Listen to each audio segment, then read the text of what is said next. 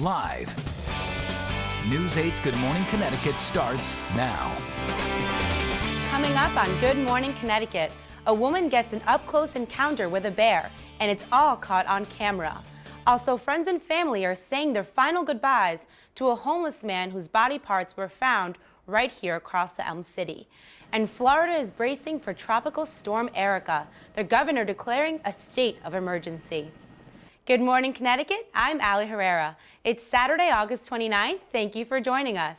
We start out with a live look at Hartford this morning. And happening now, we're keeping our eyes on Tropical Storm Erika. She is making her way closer and closer to Florida, but concerns now shifting to the Gulf Coast and Florida's Panhandle area, where it could hit by Tuesday night or Wednesday morning. There is no threat to us here in the state, but officials in the Dominican Republic say 20 have died there. Hundreds of homes, bridges, and roads have been destroyed. Florida, South Carolina, and Georgia are now preparing, and Florida Governor Scott is declaring a state of emergency. Tomorrow marks 10 years since Hurricane Katrina, the most catastrophic natural disaster in U.S. history. The hurricane slammed the Gulf Coast, 1,800 people were killed, and at least 1 million forced from their homes. The road to recovery is still going. A woman has a close encounter with bears, and it's all caught on camera. She recorded the whole frightening situation from her cell phone. News 8 Bob Wilson has the story and more on what to do if you're in a similar situation. The teeth scared the hell out of me. I was thinking, oh, he's going to take a whole leg muscle out in one bite. Look at just how close the bear comes to Stephanie's leg. It walks around behind her, sniffs her calf, and it shows its teeth before walking away. All the while, she stands frozen with fear. It happened on the hiking trail at Session Woods in Burlington. Stephanie Rifkin says the two bears came out of the woods. At first, she felt she was at a safe distance and started recording them with her phone.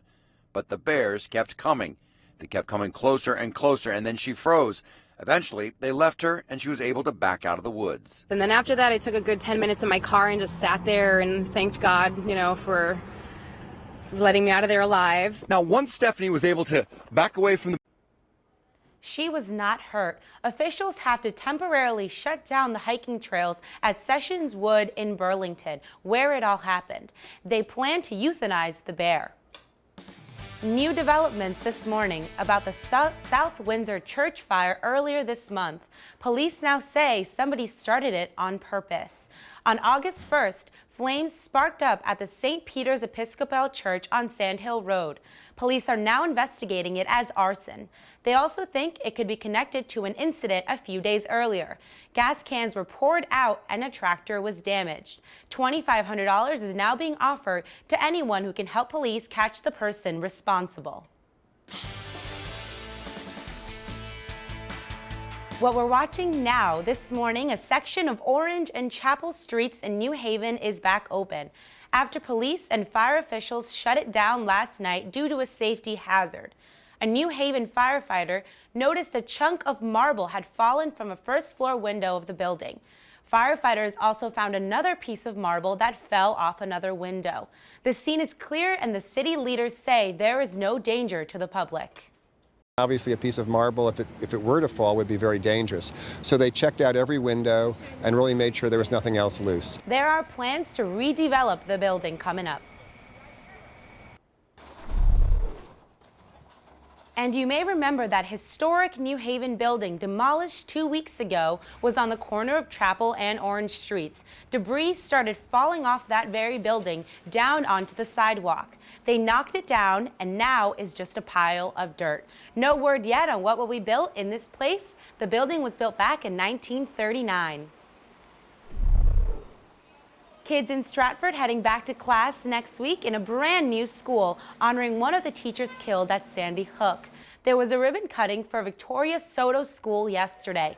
Next week, 200 preschool through second graders will walk through those doors of 14 classrooms, and flamingos can be found throughout the hallways. They were Vicky's favorite birds. Vicky had so much passion and love for teaching.